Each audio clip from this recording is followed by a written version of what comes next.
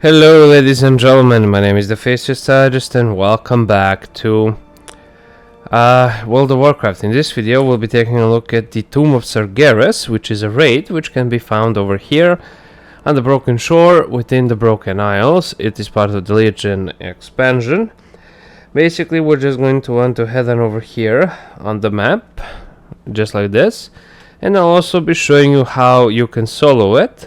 I'll be focusing on the mythic difficulty, but it is applicable on heroic and especially on normal.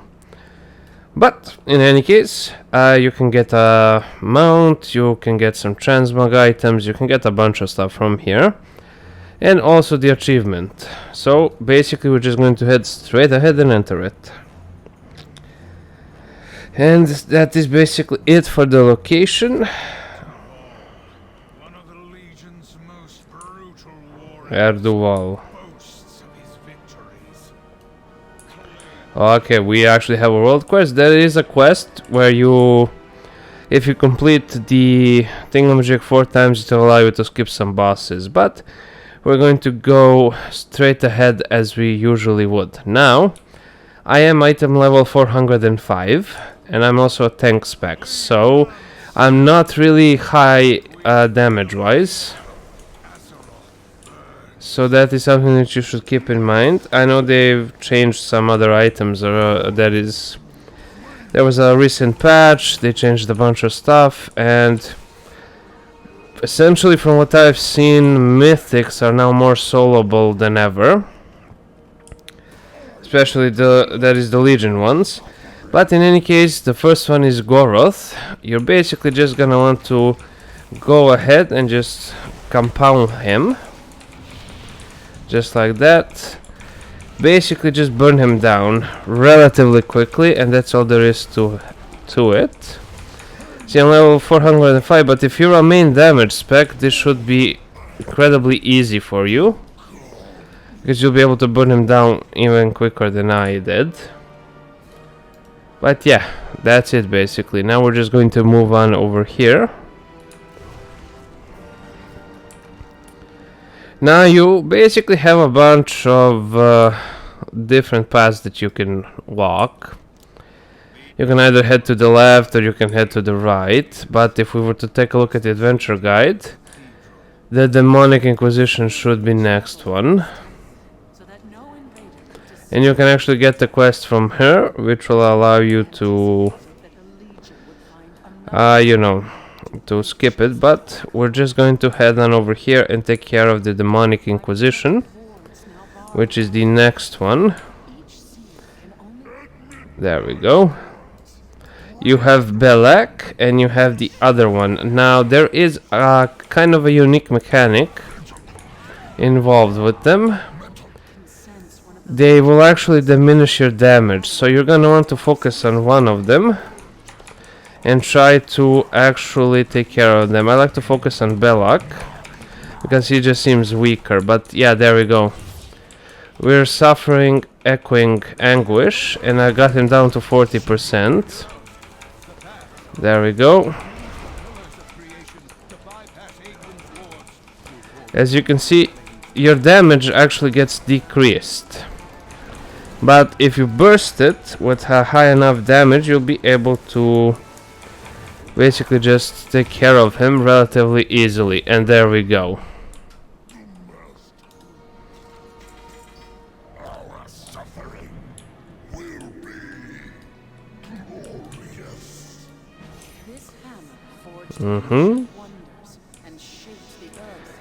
And yeah, basically that's it for the demonic Inquisition. You're gonna want to burst them down, because at a certain point you will actually start doing less damage, and that isn't ideal. But if you're a damage class and not a tank class like I am, well, that is I could be, a DPS, but I kind of prefer to be a tank, in all honesty, because I just like to be a chunky boy. Okay, now next up we can either go to the right or to the left. We're going to head on over here to the right to the Chambers of the Moon. And we'll just be dropping down here. Then we're just going to head on over here. Of course, use any movement speed buffs if you have them, or you can just glide on all over if you're what do you call it? If you're demon hunter, or the new evoker. I don't know. Perhaps you can just go bagaga bagaga. In any case, this will be the first boss. His name is Harjatan. There we go. You can check which loot they drop and on which ones you want to focus on, but basically do them in chronological order for the first time. This for the achievements. Now, he isn't really anything special. You can just go ahead and mostly just tank up the damage and basically pulverize him. There we go. Excellent. That takes care of him. And yeah. Now we're just going to go like this. So we're just going to switch on over like that. Farming out mythic raid bosses is also a good idea for the curious coins, because that is another currency that you'll have to farm out. But that is, you don't have to do anything. That is the beauty of it. Now we can either go up or we can go down. And for this particular one, we're just going to head on down. We're just going to go ahead and open up this one. Then we'll just head on down. Because I believe the right way is to head down. I could be wrong. But I kind of want to just end this section here. I kind of like to do it Mistress Sassz'ine.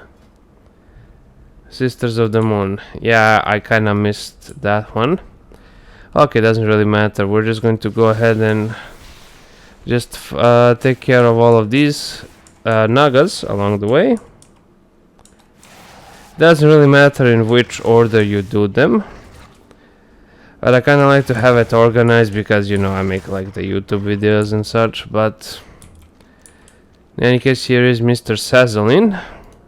Go ahead and switch into your primary damage function thing. I'm just going to charge and we're just going to go ahead and just burn her down. Habibi! There, as you can see. There are some intricate mechanics on all of these bosses, but they basically don't matter if you just burn them all down quickly enough. I would recommend at least a 400 item level. It is really easy to acquire it, or at least 390, and there we go. Over here we can actually place the Tide Stone if you really want to. There we go. Now we'll actually just head on up here, the way we actually used to come down here. Oh, and my bad, you are actually supposed to place all of those things, even if you didn't do the quest lines and even if you didn't collect them. You are supposed to place them down. That's why we're going in some sort of order. Now basically here we are. We're back up here again. Let me just use a movement speed buff. And kabam, here we are. Now we'll just exit out of here. Now, what I always used to do, and actually make a mistake, you're gonna want to avoid these circles here. Because those circles will actually stun you, and they'll summon a mob that will silence you as well. So it is a bit annoying to actually get stunned. And it isn't, you know, like a stun that will, you know, be merciful towards you. No, it is a heavy stun, like a minute stun. That is an entire minute that you'll waste. Now, here are the Sisters of the Moon. Essentially, what you're gonna want to do is just head straight ahead. Ba-ba-bum. There we go. You're just gonna want to focus the one that's targetable. The damage that they do, you can completely ignore that. There we go. Then, after a while, another sister will be targetable, and you're gonna want to target that sister next. And you're just gonna want to, you know... There we go. They'll switch places, actually, so you can just target them quite easily. There we go. Mm-hmm.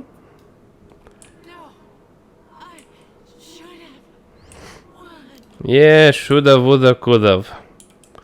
That doesn't matter. In any case. Next up, we're just going to head on over here to the Desolate Host. And the path is pretty straightforward. I don't think I need to actually guide you any longer. Okay, so here is the Desolate Host. Now, for this one, this is a bit of a tricky one. Basically, what you're gonna want to do is the following. Go ahead and just take care of these guys. Then, what you're gonna want to do is just attack him. And soon enough, he'll actually throw you into an alternative dimension. Once he's at about, I think, 30%. There we go. Spear of Anguish.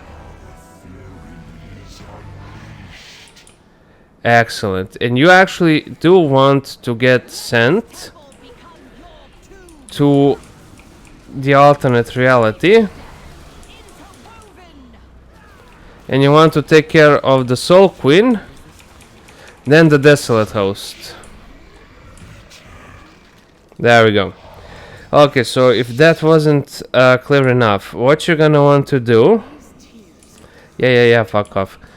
Basically, attack the big green thing that was here. Get it to about 30%. Then it will cast a Spear of Anguish towards you. That will propel you into an alternative... Fuck off. That will propel you into the alternate reality. And while you're in that alternate reality, you will need to take care of the female queen. Then, as soon as you kill the female queen, quickly turn around and take care of the Desolate Host. Because at 30%, the Desolate Host will actually let the thing go. But at the same time, you should also take care of the main thing. But the important thing is for the queen first to be taken care of, because the queen and the actual big green thing that is over here, they share damage. But the Desolate Host itself, which is the skeletal spinning thing, which is also green, needs to die last. And that's basically it for the Desolate Host.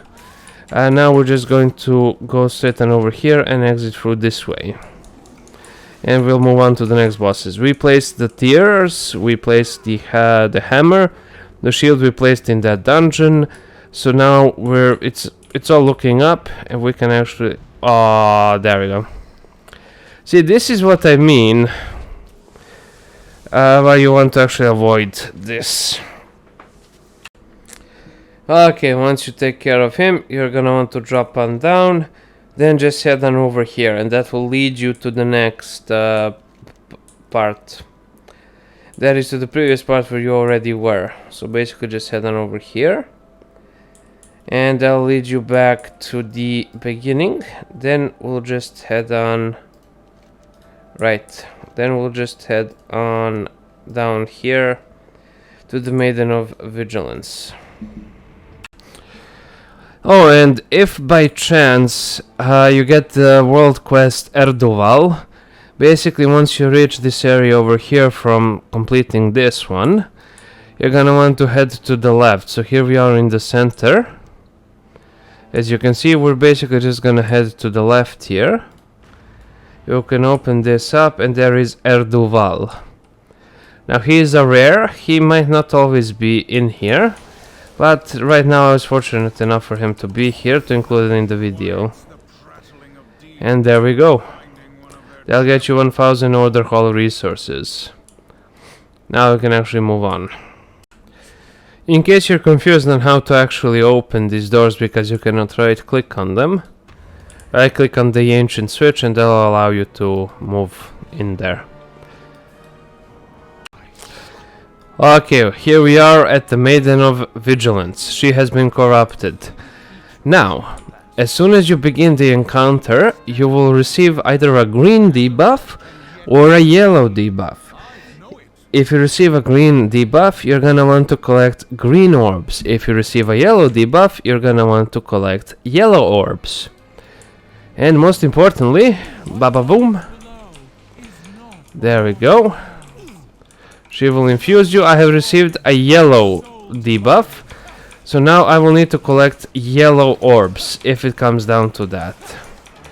But since I can deal a lot of damage, I believe I'll be... There we go. Excellent. Oh, I got a legendary item. Nice. Excellent. Now you're gonna want to stand up behind here by the wall in case you cannot actually deal enough damage. Now I actually collected one of the fragments, which is for this quest. Now she can sometimes... There we go. She can sometimes just kaboom you up. That's why you want to stand like this. And if you don't DPS her fast enough, she can actually send you flying. Then you're gonna want to pay attention to the debuff. If it's yellow orbs, you're gonna collect yellow orbs and avoid the green orbs while coming towards her. And then you're just going to burn her down to the end. And that's essentially it for her. Okay, let's just... Reliquary of the Damned. Okay, now. Mistress Sassz'ine is the one who drops the mount, but no mount for me. In any case, next up we have these balls. You can just take care of them quite easily, just baba boom. And the next one is the actual fallen avatar. Now he is a simple spank and bang. There we go. Blah, blah, blah, blah, blah, blah, blah. If you don't want to hear them, just alt tab and that will stop the audio. Just like dump up. Now I don't hear the audio.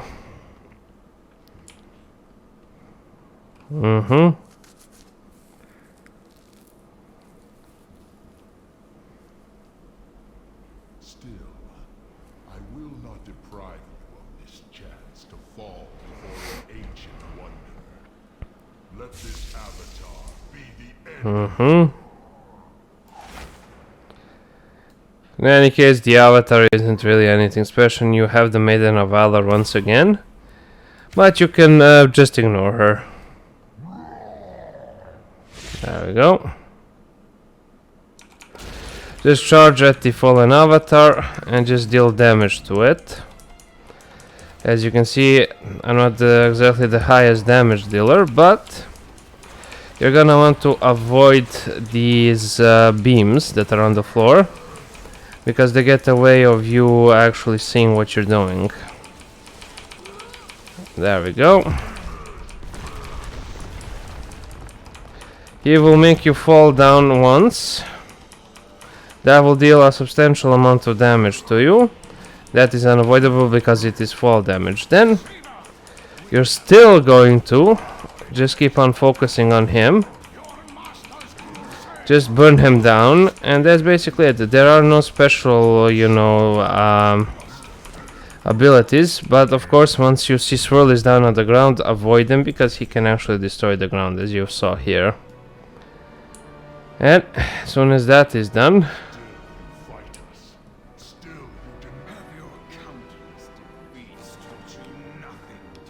there we go. The vision Sargeras showed you was a lie, Kil'Jaeden. Okay, we're going over here. Okay, this does not burn us. Okay. In any case, let them do their dialogue. You're gonna want to just jump in there. And that'll teleport you up to the final boss, which is Kil'Jaeden himself. If I'm not mistaken. There we go. You can skip the cutscene. So basically, fight your way to Kil'Jaeden. Okay, Kil'Jaeden, yay. Fucking fuckface. The fuckface, not the deceiver, the fuckface. In any case, charge at him. Da da da, da da da. I actually hate doing Kil'Jaeden, and I don't think you should do him at all, unless you really want something that you can get from him, or just do him once for the achievement. Okay, now damage taken reduced by 99%. Basically what you're gonna need to do is avoid the rupturing singularities. Now, you can get the rupturing singularity in any one of the 4 corners. You're gonna want to get as close as you can to the big purple ball, so you avoid getting thrown off the ledge. And since I'm a druid, I have the travel form, and you have to time this perfectly, because if you're just a little bit off, you'll be thrown off, and that'll be it. You're done.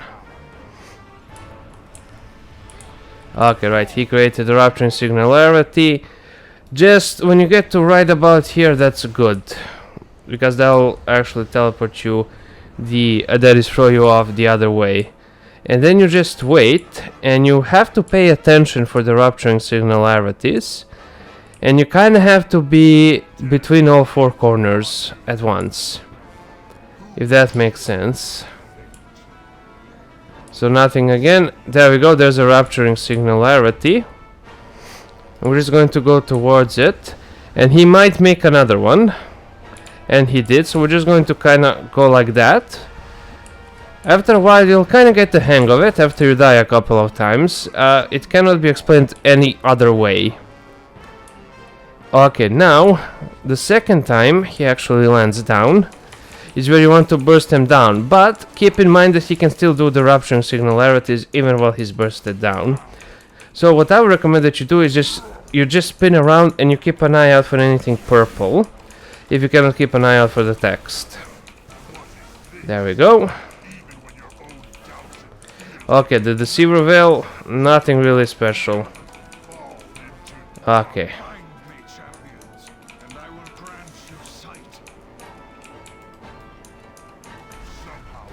Nice. He'll actually go out of there. Nice, nice, nice, nice. He's dead.